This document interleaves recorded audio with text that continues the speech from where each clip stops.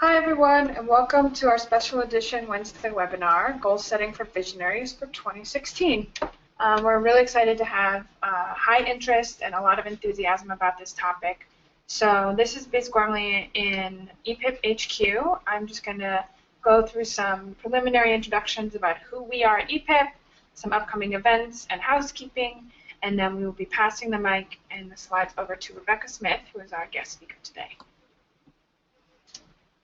Thank you for joining us for the Wednesday webinars. It's a special series in the programs that are part of the Emerging Practitioners in Philanthropy, EPIP. And if you're new to EPIP today, we just wanted to give you a quick overview of who we are. We're a national network of foundation professionals, social entrepreneurs, and other change makers who strive for excellence in the practice of philanthropy. And we do that by providing a platform for our community to connect with others, to learn and practice leadership skills, and to inspire emerging ideas in the social sector. We have chapters all over the country and a variety of different programs and upcoming events, so I hope that you'll reach out to me with any questions or to learn more about membership. My email is right here, biz@epip.org, and I'd love to hear from you. With a quick preview on what's next, I'm going to let you know that on Wednesday, February 3rd, which is next Wednesday, we're going to be back to our regular schedule for the Wednesday webinars with a webinar called Improve Your Negotiation Skills with a company called Ask For It. So if you'd like to register, go to epip.org/events, and you can sign up there. A few housekeeping notes.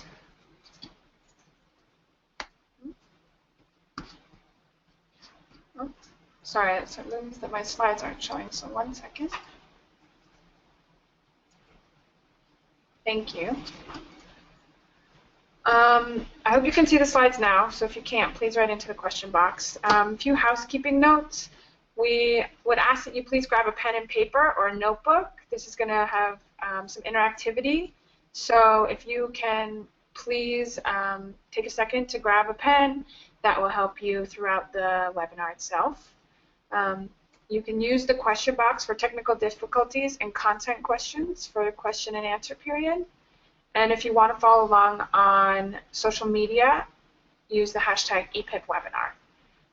We are going to be recording the webinar, and if you can please complete the post-webinar survey that will pop up, it will allow you to provide your feedback about today's webinar, thoughts about what you'd like to see in the future, and will allow us to ensure that the content continues to be relevant for you guys and your needs. So without further ado, I'm excited to introduce our speaker today. Rebecca Smith is a brand development consultant, coach, and truth teller. Entrepreneurship runs in her blood, and she's danced the multiple hats mambo at startups and small businesses from New York to California. She now consults with visionaries around the globe, helping them own their story, articulate the difference they make, and change the world from inside out. I've worked with her on private projects and know that she's put a lot of energy into today's slides and presentation, so we're really excited to have her here. Welcome, Rebecca. Thank you so much. I'm so excited to be here. Biz is going to be running our slides today so that I can have my hands free to gesture and think and not have to worry about tech stuff. So we'll just say next slide when we're ready to Biz, and she can kind of run us through. So yeah, pretty much that's what I do. I help visionaries tell their story. We really get into laying foundation for branding, pre-branding work, pre-marketing, really like the underneath parts of your who, what, and why, your identity, purpose, and mission. And so today you might hear some threads of that through what we talk about, because that's just what I do and the language that I speak. So yeah, go ahead and go to that next slide, Biz. This is just going to tell you a little bit about what we're going to talk about today. We're going to dive in the deep end a little bit, or a lot. So we're going to talk about the difference between visions and goals. We're going to talk about some of the special traits of visionaries. Everyone on this call today is a visionary, because everyone can be, and everyone has something that they're really passionate about and they want. And even if you feel like you don't I hope that by the end of today, you'll have a little bit more of an idea of what that is. So we're going to talk about some of the special traits of visionaries. We're going to talk about some of the common obstacles that we all face, something called intuitive goal setting. We're going to talk about the 2 predictors of lasting change, and if we have some time left over during the question and answer time, we're going to do some knock-knock jokes. So if you brought one, I'm excited to hear it because I love them. Okay, so go ahead and go to the next slide, Biz. Other way, there we go. So I have one rule today: take what works for you, leave what doesn't. We are not going to be talking about like your average, very linear goal setting kind of thing.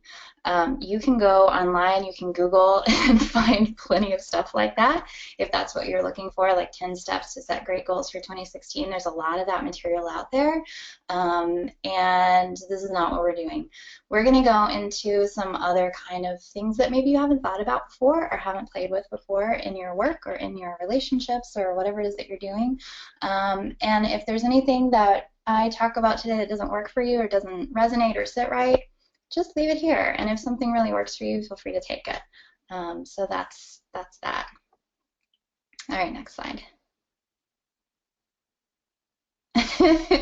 So this is Daisy Underbite. This is how I recommend you spend your time if you don't have any kind of problems with goal setting. If you're totally cool and you feel like you know what you're doing in 2016 and you feel like your goals are hooked to your vision and your intuition is strong and everything is working great, just go ahead and leave the webinar now and go hang out with her on Instagram because she's adorable. But if you want to get some new information today, go a little bit deeper, then stick around. Daisy Underbite, everyone. Okay, cool. So visions versus goals. We're going to set this up right up front so that as we have this conversation today, we know what we mean when we talk about these 2 different things. So a vision is the bigger thing that you're going for. So whatever that is for you, it's a destination. It's where you want to go. It may be big, like really big, like it's going to take the rest of my life to get there kind of thing.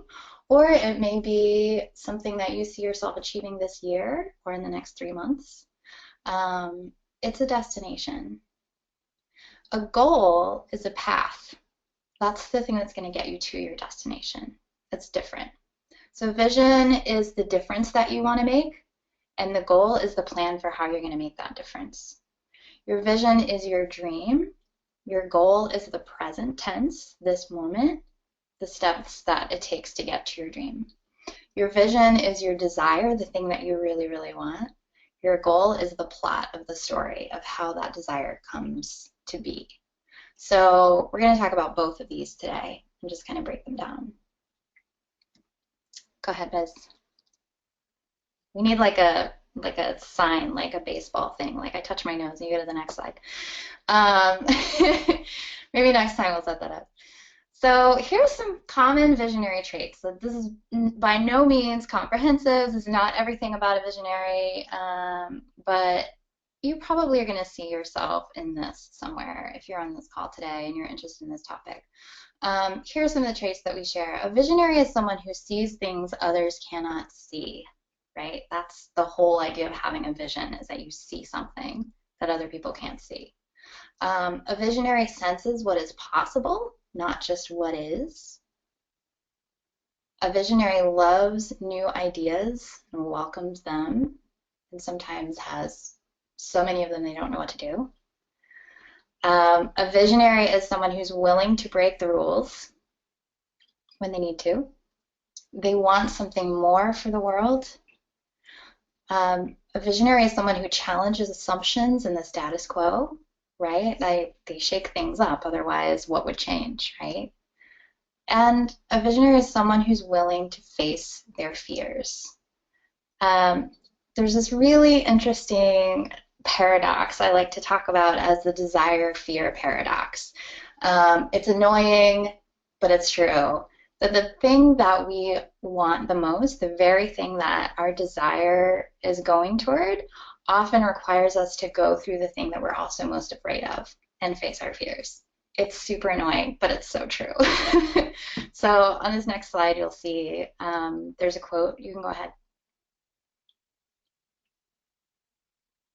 The cave you fear to enter holds the treasure that you seek. This is Joseph Campbell. He talks about the hero's journey. If you don't know about this, I highly recommend that you check it out. You will find yourself somewhere in this story. This is something I use with my clients a lot, just to help them kind of identify where they're at in their story, in their lives. But it's this idea of, yeah, the cave you fear to enter, the place that you're like, oh, I don't know about that, but this idea won't leave me alone. This vision won't go away. It's something that is so core to who you are. It's why you're here. It's why you're here.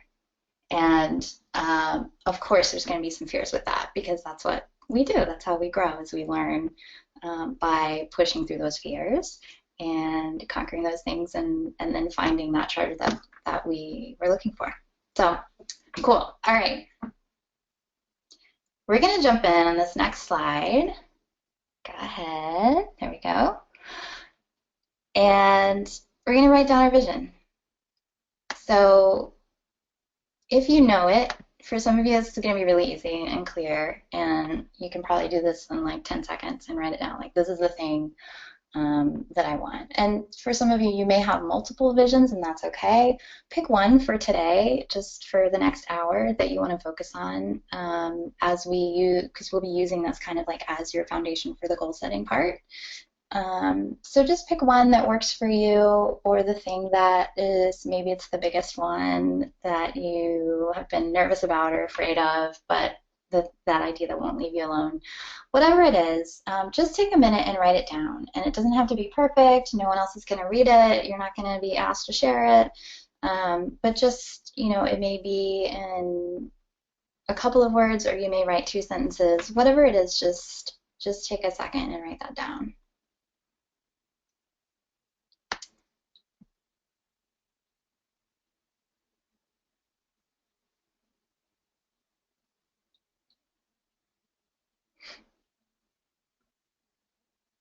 Cool. So it's okay if you're still writing.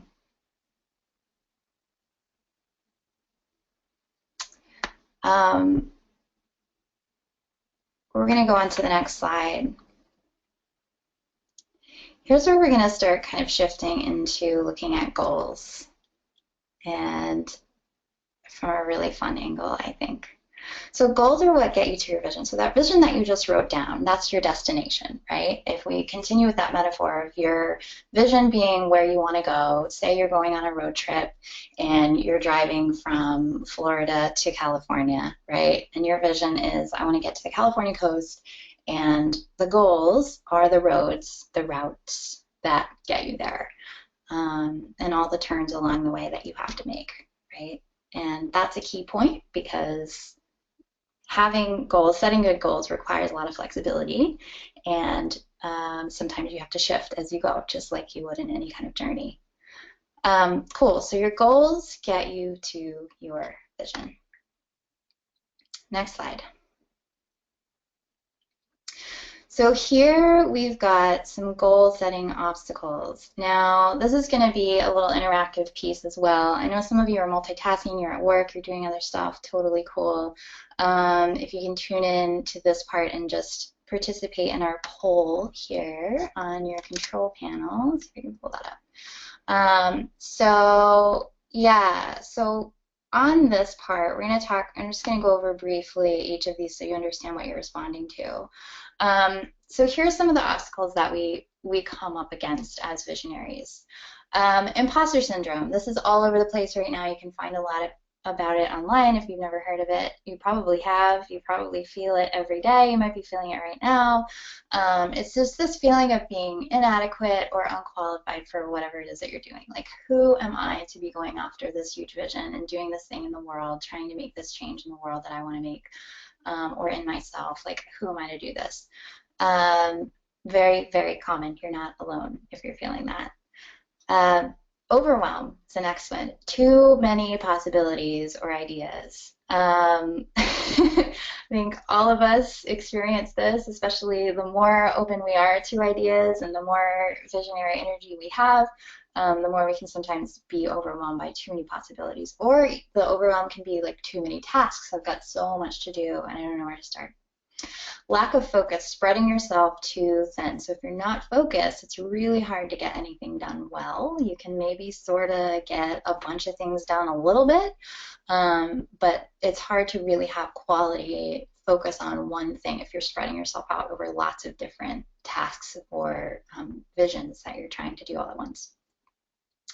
Communication issues, how to talk about what you do. This is a huge part of what I do in my work of helping people tell their story, visionaries, to tell their story and talk about translating a vision into a language, sometimes literal language through writing and speaking, that other people can understand. So communication issues is another one. And then unclear priorities, not knowing what's most important. This is one of the biggest things that entrepreneurs run into a lot. It's just like, oh my gosh, I have all of this I have to do and I don't know what to do first or what's most important. So where do I start? Unclear priorities is that fifth one. Cool. So it looks like your poll results are coming in. Wow. Okay, a lot of you, I'm just looking at the numbers as they come in. This is so cool. A lot of you, 72% are saying imposter syndrome is like the biggest thing that you deal with. Why don't we just a couple more seconds? I think if folks can do their final voting and click submit, then we can pull it up. Sorry to interrupt. Okay, no, that's cool. Yeah, it looks like 85% have voted. Awesome. Yeah. I'm going to go ahead and close the poll. Okay. Yeah. Thank you for participating. Oh, look, there we have it. Yeah, so, okay, imposter syndrome. If you ever felt like you were alone in that, you are not. 70% of you said that that was something that you deal with a lot. I feel that. I felt that in the preparation for this webinar. And we all feel that. Overwhelm, 63%, lack of focus, 58%. Yeah, so I just wanted to like bring that, I think, to the front of our consciousness so that we all get that we're in this together and there's nobody who is immune to this stuff. Cool. So let's talk about addressing some of these obstacles. So these are just some guiding questions that this is by no means comprehensive. It's just a few things that I think are fun to kind of shake things up. When you feel stuck or you don't know how to focus or you don't know where to start next or you don't know which goal to start with or how to even begin setting goals, here are some guiding questions for you. So what is the next easy, smart step? Sometimes this is referred to as the low-hanging fruit. I had a boss that used to love to say that. He would say it like once a day at the startup where I worked, and it became a joke. But it really is a wonderful thing to think about. What is the high-value, low-effort thing that you can do? Usually it takes very little time. You know, maybe a phone call that you can make that takes 5 minutes that you've just been putting off because you didn't want to do it, but it's going to add like big value or make things easier for you. What's the next easy, smart step? That's a great way to pick a goal. What are you most curious about? Following your curiosity is huge. I'm going to talk about this at the end with some extra material to recommend. But there's a woman called Elizabeth Gilbert. If you haven't heard of her, she wrote a book called Eat, Pray, Love. And she just recently did a talk. You can Google her talk on hummingbirds. I forget the title of the talk, but it's if you Google Liz Gilbert hummingbirds, you'll find it. She talks about curiosity, and especially in relation to people who maybe don't feel like they have a clear vision or a clear purpose, like they don't have their thing. Curiosity is an amazing thing to follow and make that kind of your gold standard in your life. But it's also a great way to set a goal when you feel stuck. What sounds fun and feels good? I had a client recently who had this huge value of fun in his life. It was one of the top things that was most important to him. And he was struggling over deciding between these two different paths that he was trying to take with his career. And he's like, I don't know, like they both feel like there's really good merit to both of them. And we finally got the question that just popped up, and I said, well, what sounds like the most fun? And he's like, oh, right, obviously, like that is super important to me. It was just immediately obvious. So that may not be the highest value for you, but it can be a nice way to shake yourself out of a rut and get yourself out of this stuck place where you're not sure what to do next. Just do whatever feels fun. Um, Next one, what does your support team say you should do next? So I'm really hoping that everyone on this call has an amazing support team around them. You may have a literal team, you may be leading a team, or it may just be a team of friends or a super supportive spouse or someone in your life that you value their feedback and they really care about what you're doing. But those relationships are super valuable and key for all of us, and we're going to talk about that more later. But what does your support team say that you should do next? Just reach out and ask, like, gosh, I'm really stuck. I know that I've got all this stuff on my mind, or I'm feeling overwhelmed, or I don't know how to focus. What do you think I should do? It's amazing how often we don't reach out for support. What will enable you to keep going? This is often a financial question. If you can't keep the lights on, it doesn't make a lot of sense to be setting long-term goals. So if you need something in the immediate term, either some financial stuff coming in or other resources, or you need to hire someone, or you need to outsource some of the tasks that you hate doing and aren't good at, and so that you can spend more time doing the things you are good at, what is some immediate change that you can make that will enable you to keep going? That's a great question to ask. And then the last one is just kind of along the same lines as the low-hanging fruit. What's something you can do in the next 30 minutes? And if 30 minutes feels overwhelming, just keep narrowing down that window of time until it feels manageable. Like 5 minutes, 1 minute. Like, what is something that I can do that's going to get me a little bit further down the road toward my vision? So that's the goal, if it takes you further down the road toward your vision. So what's something I can do in 30 minutes, in an hour, in 5 minutes, whatever period of time feels manageable for you? Because when you're really stuck and you're kind of spinning in this space, or you're paralyzed with this fear of inadequacy thing, this imposter thing, it's easier to just like give up and just go put the covers over your head. And I think I don't think you could find a visionary who hasn't had a day like that, where they've just been like, okay, forget it, like I'm giving up for today. And sometimes you need to take those days, but to shake yourself out of that space, these are some questions that can really help you. All right, cool, moving on.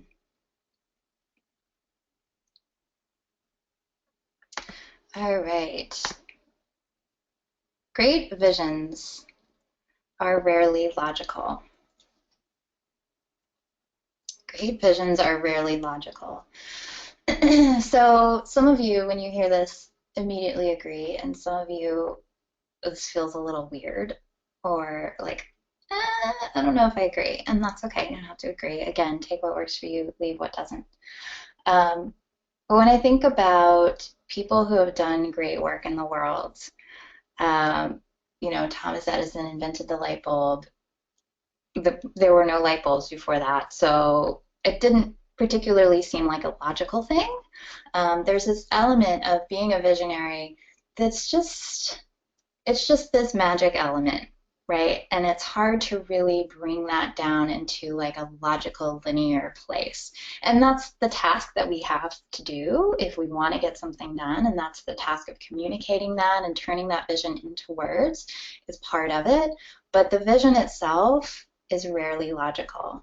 So we're going to talk about something that is going to help you get around some of those logic obstacles and get around your brain when your brain gets stuck and is spinning into like, how do I do this? How do I make this real? We're going to talk about something called your intuition. Next slide. There we go. Intuition is your secret weapon. To set great goals, listen to your gut. Okay, For some of you, again, this is going to feel really good and like you're going to be like, yes, this makes total sense. I do this all the time. I couldn't survive without my intuition. And for others of you, you're like, I don't know what this means or how this works. And so we are going to talk about it, what it means and how it works. Next slide. So why listen to your gut, which is another way of saying intuition. Why do you listen to this part of yourself? So your intuition is what helps you connect your goals to your vision. So in that little analogy that we've been working with about your vision being your destination, your goals being the road that get you there, your intuition acts like a GPS navigator. So your intuition is that part of you that's like, oh, there's a roadblock or there's traffic or there's something that's going on here. We need to adjust, right? Because the goal on its own is not self-adjusting. There has to be something else where we're like, oh yeah, I know I set that goal 2 months ago, but now conditions have changed and it no longer is appropriate. So how do we pivot? How do we kind of get out of this place of this road that isn't working anymore and is somehow getting us away from our ultimate vision, right? Or isn't getting us toward it anymore. That's where your intuition comes in. So your intuition is going to give you insight into problems that are not logical. If you've been doing anything in the world for any amount of time that is counterculture, you're going to know that you're going to run into lots of problems that are not logical and they can't be solved by your brain. Your brain is super powerful, super useful, and you need it, and it serves you well in all sorts of ways, but when it comes to certain issues, you need something beyond what your mind can do for you, and that's where your intuition comes in. It's going to help you get around obstacles. It can help you clear up and get out of that overwhelmed place. When you tap into that deeper knowing, that just intuitive knowing of things, it can pop you out of overwhelm. It can show you what goals to prioritize. It can strengthen your ability to communicate with people because you're picking up on what's not being said. If you've ever met anyone like this, or maybe you are like this, who's just an incredible listener and you feel like they're really getting you, chances are they're probably intuitively listening to you. They're listening in between the lines of what you're saying. It's an incredibly powerful tool for visionaries to have. And it keeps you current instead of being stuck in old patterns. Your intuition is that thing that's going to bring the freshness and the new information that you need in order to stay on top of what you're doing. Cool. Next slide. So here's some quick, just a very quick and simple path to how to access your visionary intuition. So the first thing you want to do is quiet your mind. Like we said, this is not a mental exercise, has nothing to do with your brain, and the less your brain gets involved, the better. So meditation is amazing for this, for those of you who do meditation. But even if you don't, just in the moment, quiet your mind. Reconnect to your original vision is the second piece. So if you are tapping into your intuition, start back in that place, that original vision place, which is part of why we had you write it down earlier. And just bring that into your awareness. And then ask your question. So whatever question it is that you're asking, it may not even be a very well-formed question. It may just be kind of a listening. Sometimes if you're in an overwhelmed place or you're in a place where you're not able to set a great goal or you don't know what to do next, you don't even know the question to ask. And so sometimes the question is, what's the question? Whatever it is, it doesn't even have to be perfectly formed. And sometimes it will and sometimes it won't. But just come into that place, quiet your mind, and listen. Now, the key to listening to your intuition is to accept whatever you hear and not criticize it, not critique it. Don't let your brain pop up and be like, oh, that doesn't make any sense. Because the minute you do that, you undermine the power of that intuition. And the point is to strengthen this tool and really strengthen your respect for that and your trust of it. So just accept whatever comes to you, and if you can, write it down so that you don't forget. And then repeat as needed. So you may need to do this a few times before you get the clarity that you're looking for. And a lot of times I was just reading an article about the subconscious mind and how the researchers have found, and of course we all know this too from our life experience, but if you give your subconscious mind some time to work on a problem, a lot of times it'll come back with the perfect answer for you at just a random time. So you'll be in the shower and you'll have like an insight. And it's like, oh, yeah, that's exactly the thing that I was looking for. But it didn't come at the time you asked. It comes later. So that's why it's so, so important to just stay tuned in with your intuition all the time, as much as you can, and just keep that attitude of listening. And it's just a stance of possibility. Emily Dickinson says, I dwell in possibility, right? So just staying in that space of the answer could come to me at any moment, and you're much more likely to hear it when it does come. All right, next slide. We're going to do a listening exercise. We're going to put all this into practice that we just talked about. So if you're multitasking right now, I invite you to just take a minute. This is just going to take a couple of minutes of just focused concentration. So if you're in a place where you can be alone and you have some privacy and it's quiet, perfect. If not, just kind of take some notes on how we do this and do it yourself later. This is just a super powerful thing to have in your life. So we're just gonna do this here. Hold this up here. There we go. So, all right, so just close your eyes if you can, because that's going to help reduce the information that's coming into your brain, because remember, this is not a mental exercise. So with your eyes closed, you're less likely to be distracted.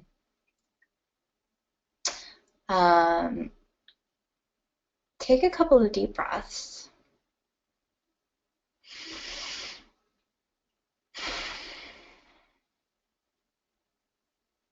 And just relax your shoulders and your body as much as you can. If there's any tension in there, just kind of shake that out and get present, whatever that looks like for you. Now I want you to think about your vision that you wrote down earlier and bring that vision into your awareness as clearly as you can. Make it just present tense in your imagination as much as you can. Imagine that it's already here, that it's completely true and real. And notice how you feel when you think about that vision being a reality. Maybe you feel excited, peaceful, deeply moved, or proud and accomplished. Whatever it is, stay in that positive feeling.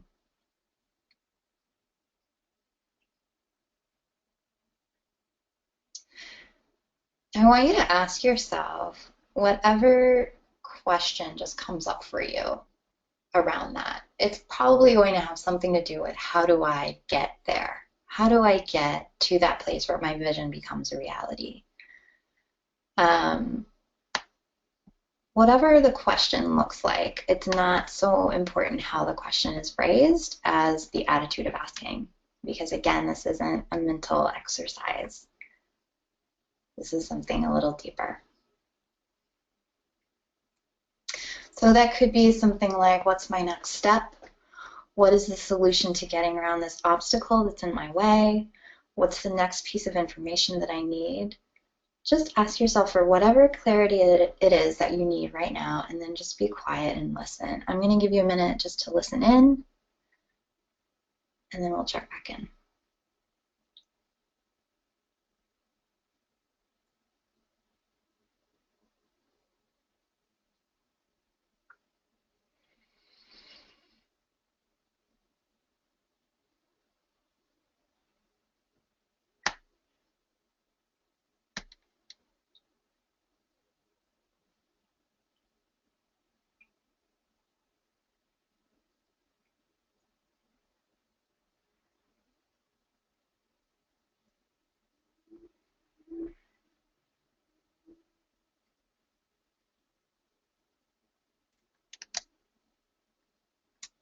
Okay, cool. If you've got your eyes closed, you can go ahead and open them. So I hope that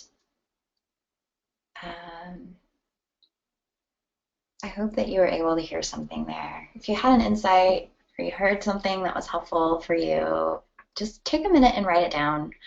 a quick note to remind you, or even if it was that you realized the right question to ask, sometimes that's where we start, is really finding the right question. And maybe that's what came to you in that moment was, oh, I don't know the answer yet, but I know the question I need to ask. So the important part, again, is don't censor what you hear. The moment that you second guess or argue with your intuition, you weaken it. And the aim here is to strengthen and honor that part of you that already knows the truth. So as it says on the slide here, what's the truth you don't know you know? When I work with clients, it's always from this assumption that they already know their own answers. And I don't have to give them any answers. I just draw out what they already know. So there is this sense, and I know that you've experienced this when you've had an aha moment, or maybe it was the moment that your original vision was born, where you realized, oh my God, there's this thing that I want to do in the world. It's this sense of rediscovering or remembering something. It's rarely something that comes from outside of you. It often, when people describe those moments, those epiphanies, it comes from within. So it's really like this idea that we already know the answer that we are seeking. It's just a matter of allowing ourselves to really know what we don't know that we know. Kind of cool stuff. I told you we were going to go deep. I'm really wishing that I could see everyone's faces right now and like heads nodding and stuff, but I'm just going to trust that you're all out there like totally like thumbs upping. Cool. All right. So let's go into the next slide. Oh, and by the way, yeah, so there may be some of you who didn't experience anything in that exercise or didn't do it or thought it was weird. Again, take what works, leave what doesn't. If that was too woo-woo for you, out here in California, we call it woo-woo, the really spiritual kind of stuff. And trust me, that was really light on the woo-woo. But if that was too much for you, totally fine. I have no attachment to you using that. But if you got something out of it and it was interesting or insightful, I would love to hear about that. So I'm going to give you my email address at the end today, and I would love for you to just drop me a note and tell me what that experience was like for you, especially if you got like an awesome insight or breakthrough. Let me know. And even as you begin using that more in your life, I hope that you will. I would love to hear more about what that felt like for you. All right, cool. Moving on.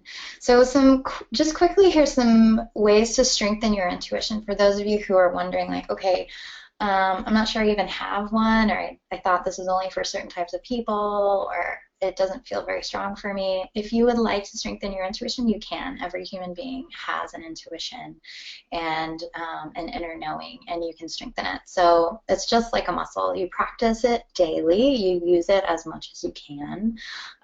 Use it in relationships and conversations when you're talking with someone. When you meet someone for the first time, what's your immediate first impression, your gut impression of them? Not in a mental judgment way, but in like a deeper way. And you'll begin to be able to make those distinctions between your brain and your intuition the more you use it. Verify. This can be a really fun thing with certain people in your life that it's safe to do this with. Ask them. Be like, I had this feeling that you were thinking this, or that this was going on, or that you were having a rough week. I just wanted to check in and see how true that was, and give them a chance to tell you if you're right on, because that can be really encouraging to be like, oh yeah, this is actually working. Meditation, I mentioned that earlier. That's a huge way to help quiet your mind, especially those of you that live in New York City. I lived in New York before I moved to California, and I know how stressful it is to live there, and what a toll that can take. And so meditation is an amazing, amazing tool to keep your mind sharp and clear. Think back to times in your life where you had an intuitive knowing of something, and a lot of times, unfortunately, this shows up in red flags that we ignored, and a lot of times relationships are a great place to kind of look for this information in your history. Was there ever a time when you had a feeling about something or someone, and it turned out that you ignored it, you waved it away, you're just like, oh, this didn't feel right, and it turned out later that you were right? about that, that was your intuition talking to you. And very often it's in our body. So this last point, listen to your body. A lot of times your intuition will speak to you through a physical sensation. So you may feel tightness in your chest. You may feel like kind of queasy in your stomach, or your shoulders might come up around your ears or something. Your body is very, very smart. A lot of times we say our mind is the last to know, right? Like your body knows things way before your brain does. And so if you can tap into those signals that you're getting, this is hugely, hugely valuable tool for a visionary, because if you're going to be doing things in the world and you're going to be questioning the status quo and challenging assumptions and going out and making things happen, even if it's not going out there and making things happen, even if your vision is more private and at home or quiet, or if it's a vision for changing yourself in some way or becoming something within yourself, you're still going to be challenging the status quo within yourself or within your own system. And so having this close relationship with your own intuition and being able to read your body and read the moment and read the situation is absolutely vital. Cool. All right, next slide. So one quick thing, I'm not going to stay here long because I want to leave plenty of time at the end for questions, but this is just something I suggest to you. Again, if it works for you, cool. Reject the success-failure paradigm. This is probably one of the biggest things that trips us up the most when we think about goal setting is, am I going to be able to do this or not? Is this going to work or not? And we get in this very black and white, linear, either or kind of headspace about stuff. And we think about all the times when we failed in the past. We set goals and we didn't reach them, and January is like the time when we're in this weird space of like, okay, this year I'm really going to do it. I'm really going to lose 20 pounds, or I'm really going to do whatever the thing is that you're trying to do. And I know I haven't done it before. I've failed in the past, but this time I will succeed. I would like to challenge that paradigm, and I think that it is changing and shaking up right now for a lot of us, and I hope that it continues to shift in business in a bigger way. But this idea of success and failure isn't super helpful. If we're looking at, again, if we're looking at our metaphor of like the road and the journey and the destination, so like your vision is where you're going, and your goals are the road that got you there, and your intuition is the guiding system, right? The GPS that tells you, oh, go around this, or change routes, whatever. There's not really a whole lot of room there for success and failure.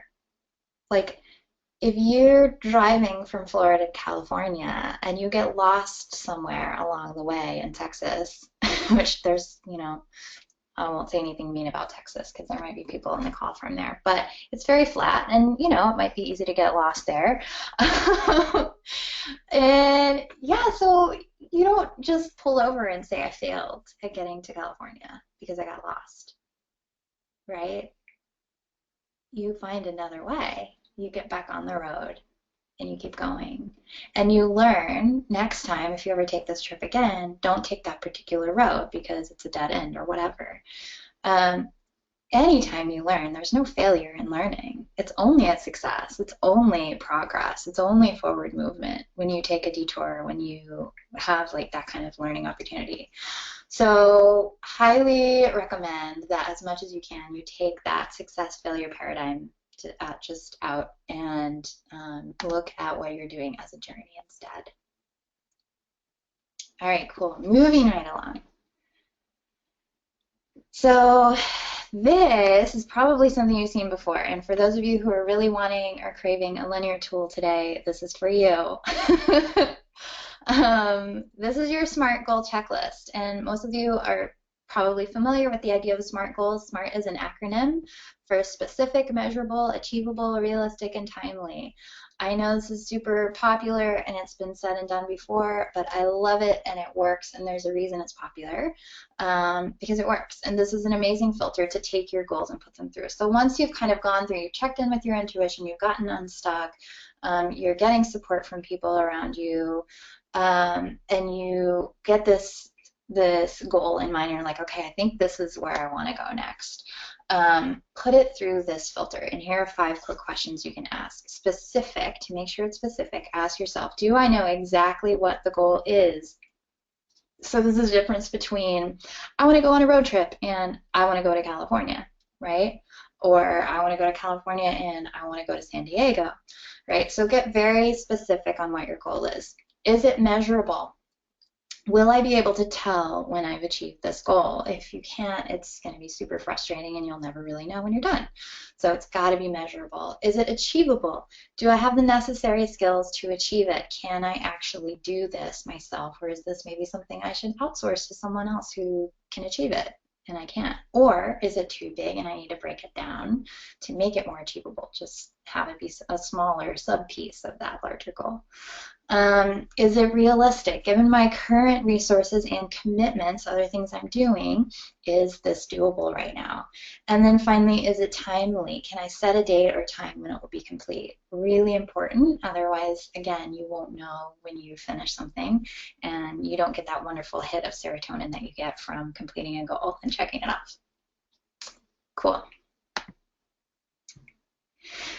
All right, the 2 predictors of lasting change. These are really, really cool. So if you're wanting to make something different, if you're wanting to do something in your life, which is what a goal is, you want to get a few steps down the road. There's 2 things that have been proven to support lasting change. And I use this information a lot in my work because I'm in the work of transformation and learning. And it's very easy. I'm sure you've had the experience of going to a seminar or a class or a party or something where you've had like this really awesome high experience and it's been really cool and you learned so much. And then you go home and 2 weeks later, nothing is different, right? These are not the kind of goals we want to set for 2016. We want to actually be able to sustain the changes that we're making. So the 2 predictors of lasting change. 1, I hope you're writing this down because it's not on the slide. 1 is, you can go back, yeah. 1 is relationships. And 2 is your environment. So if you don't have supportive relationships in your life, it's pretty much impossible to sustain a change. So when you're, depending on the kind of change that you're making or the goal that you're setting, think for yourself, who do I need to bring into my life that I don't have now? Or who do I need to maybe push out of my life a little bit and give less influence over me in order to support this kind of change? And then the environment piece,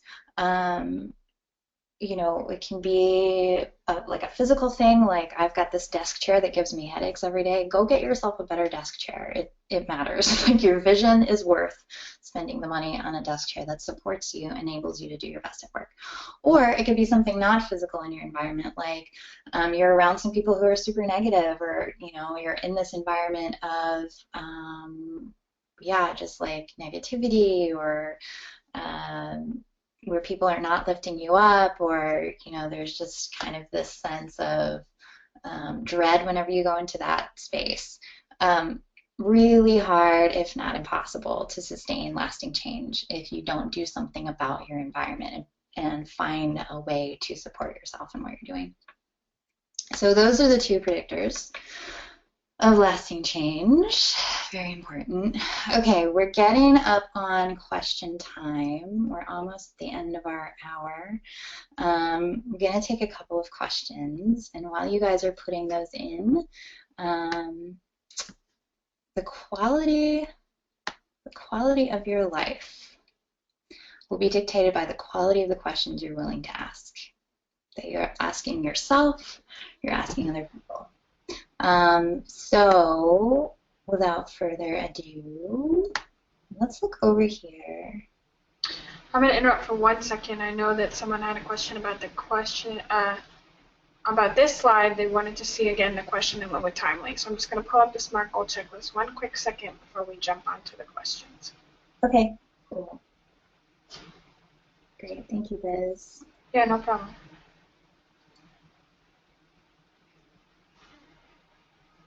Okay. And then just a quick note, we will be sharing the slides in the recording, so I'll go back to the to the order that we were in, but I wanted Okay. to make sure everyone knows we will have these to come back to. Yes. Yes. That's good. Okay. Sorry. Great. So one question that I see here, someone was asking, I've been working on developing a personal mission. How do you see one's personal mission connected with vision? That's a great question. So your mission, I like to think of your mission as how you do you in the world. So there's those three big questions that I work with people on. Who am I? Why am I here? And what's my mission? What do I do with that? So that mission piece, I really see that being the outpouring or the outer piece of that inner foundational work that you've done. I just had this conversation with someone the other day. We were talking about personal development and personal growth and like what's the point of doing all of that work? And it's not for yourself, at least in my philosophy, and probably everyone who's going to be on this call, it's not about us, it's about the people that we're serving. It's about service. So the mission piece is the service piece. It's how who you are and why you're here gets translated into what you're doing. And the mission can change over time. All of it can change and shift over time. But I hope that that's helpful in answering that question on how those two are connected. Cool. Next question. How do you get folks to buy into your vision? That's a great question. I think you ask them about themselves and you find out where they're at, where they're coming from. People don't buy what you do, they buy why you do it. That's Simon Sinek. I would highly suggest to the person who asked this question, I'm not calling people out by name because this is anonymous, but you know who you are. I would highly suggest that you look up Simon Sinek. I think that's how you say his name, S-I-N-E-K. I've never heard his name pronounced out loud, so who knows. But he has a TED Talk around how great leaders inspire action, and it's that very thing, how you get people to buy into your vision. So highly recommend checking that out.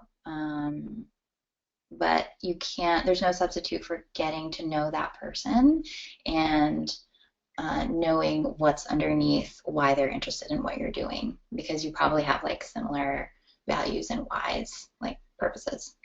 Okay, one more question here. Have you ever been afraid? How did you overcome that fear? How do you keep yourself from falling back into those fears? Yes.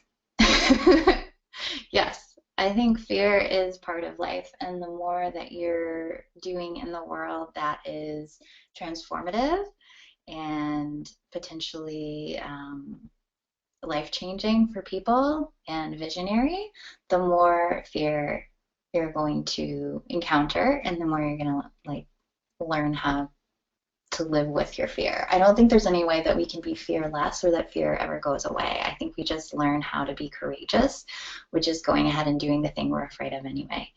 I think for me, in terms of how did I overcome my fear, I'm still doing it every day.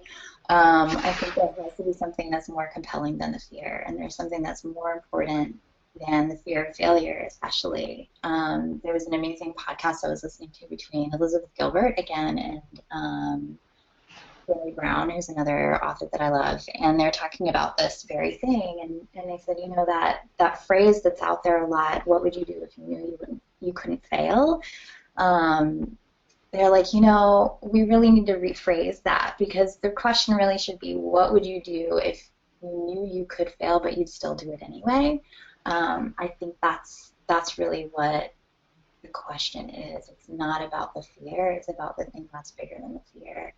And having support of people in your life who get you and who love you, even if you're not doing anything at all, that's absolutely essential, because I have those people on speed dial. And I could say, hey, I'm really scared. There's this thing that I really want to do, but I'm really scared. And they can be like, yeah, me too. Totally get you, and I'm with you. So for the person that answered that or asked that question, get connected. and practice doing some of the things that you're afraid of. Even if it's just a little bit, go ahead and do it anyway for the sake of something bigger. Okay, cool. There's more questions, but I think we're almost at time here, so. Do you want to do the last question? I'll put up the resource slide. Sure, yeah. Yeah, if you could pull up that, actually pull up the Get Support You Need slide.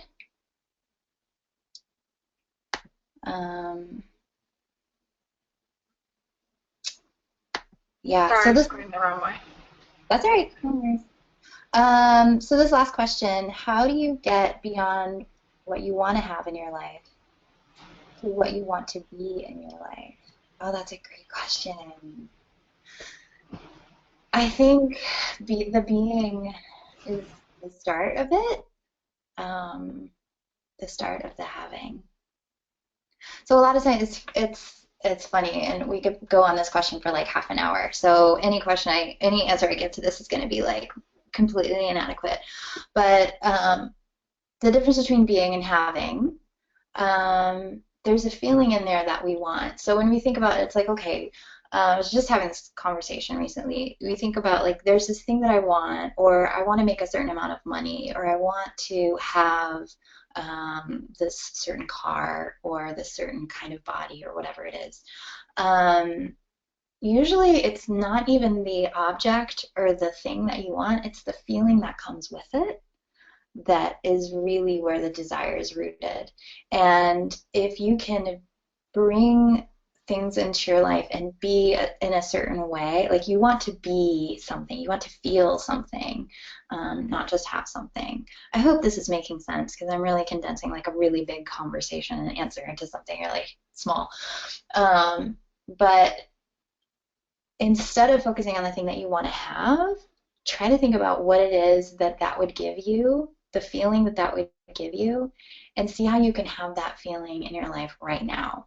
So it's like, I want to have this new car. Well, what would that new car, how would that new car make you feel? It would make me feel excited. It would make me feel powerful. It would make me feel sexier, or whatever the thing is that you want to feel. And it's like, okay, well, what are the things that are in my life now that make me feel that way, even if it's just a little bit? Or what's something else? How can I be different to have that feeling? I don't know if that's actually getting at your question directly, and I'm again like, please email me, and I'm happy to have conversations. I love talking about this stuff, and so if I'm not answering your question thoroughly, or that's not really what you meant, email me. So on this slide, you see, I think that's probably it for questions right now. I think there were some other hands up. Okay. Yeah, I think that's it. If you want to maybe say some closing thoughts, and then I'd love to thank you again. Okay, awesome. Yeah, just going to close up here. So on this slide here that you're seeing, get the support that you need. It is super important that you are supported, that you have community in your life and people around you who are doing similar things that you're doing. Don't try to do this by yourself. You're not alone in the feelings that you're having, and you're not alone in the world. Don't try to be alone in the working out of what you're doing. I know EPIP has an amazing community. There's a ton of just awesome communities and ways to connect with people online and in person, wherever you are in the world. Contact me. I will do my best to set you up with some support if you don't have it. I know Biz would do the same. I think it's biz@epip.org. Is that right, Biz? Yes. Yes. So contact Biz at epip.org or me at that email address, and we will get you hooked up with support. It's super, super, super important that you have people in your life to support you. It makes all the difference. Okay, cool. And then if you want to look at that additional resources slide, I don't know if you can take a quick screenshot of this. We're closing out here. If you want these resources, again, email and we can send them to you. I won't go over them, but they're just some really cool resources for you. And then lastly, that final slide. What you seek is seeking you. What you seek is seeking you. The vision that you are looking for wants to be real. The reason that ideal won't leave you alone is because it wants to be made real in the world, and you're the one that's being asked to do it. So don't give up. Keep setting goals. Keep using that intuition and recalibrating as you need to, and get the support that you need, because we need you. Thank you so much, Rebecca. I am truly appreciative that you've allowed us to take this hour to really dig deep into ourselves and also zoom out and look at the big picture of what we can make of our time and our work. So thank you so much. If folks, again, have any questions, definitely email me biz@epip.org. We absolutely are continually inspired by the support that the EPIP membership give to each other, and also strive each day to be a supportive space for you guys in pursuing your goals, personally and professionally. So we would welcome anyone who's new to the EPIP community today to get in touch with us about upcoming events and ways to connect. And I hope that this has given you some new things to think about, some fuel for your fire of your own dreams and vision, and that we can continue working together as you strive to make these things real, one step at a time. So thank you all. Have a wonderful day, and we will see you soon. Thank you. Bye.